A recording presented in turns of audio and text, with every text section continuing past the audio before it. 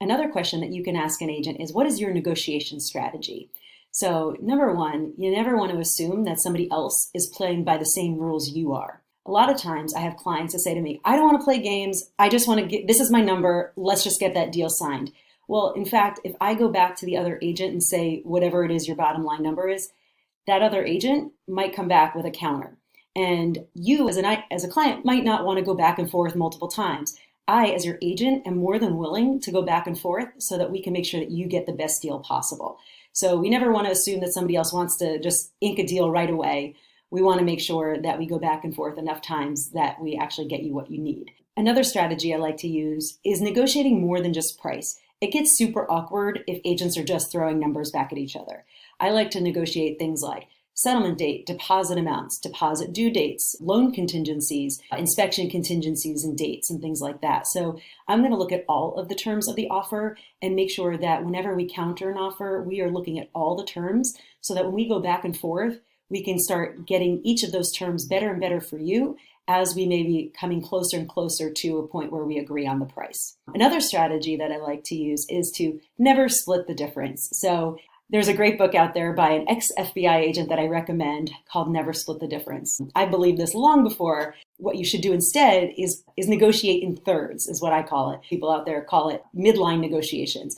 What it means is that, let's say I'm asking $100,000 and you offer $50,000, and it seems like we might get to $75,000. That's the midline.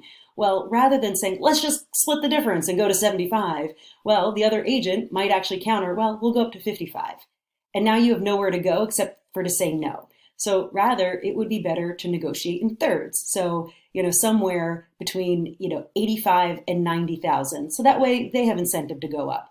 And let's say they come up to 62,000. Well, now we can go, maybe we go to 79, and then they come up a little bit, and then we get to 75. So that's midline negotiations. And, I never like to say, let's split the difference, because you'll always end up closer to their number than to your number.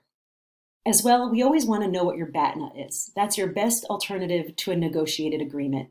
Sometimes clients will take a deal that they're not excited about because their best alternatives are not better. They may have a house that they need to move to, maybe it's a relocation or some other objective that they need to accomplish, and getting this deal signed, while it might be a small loss now, is a long-term gain for them because their goal is to get somewhere else. So when I'm helping my clients, I always keep in mind and help remind them what their ultimate goal is, because the market will only pay what the market pays.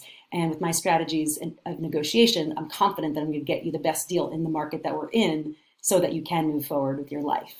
Another concept that we also like to use is the SAM model. That's the stand, area of concern, and motivation. So the S is like, think of a triangle, think of an iceberg. You only see 10%. So their stand, what they say, is only covering what their area of concern is. And below that is their motivation. So rather than take it at face value that something is the way something is, let's ask more questions. What's important to you about that closing date? What's important to you about that closing date? And things like that. And so that we can dig a little deeper into the motivation. And that way, there's quite possibly a way that we can satisfy their area of concern and motivation while still getting what we want, which is what we call, of course, win-win in negotiations.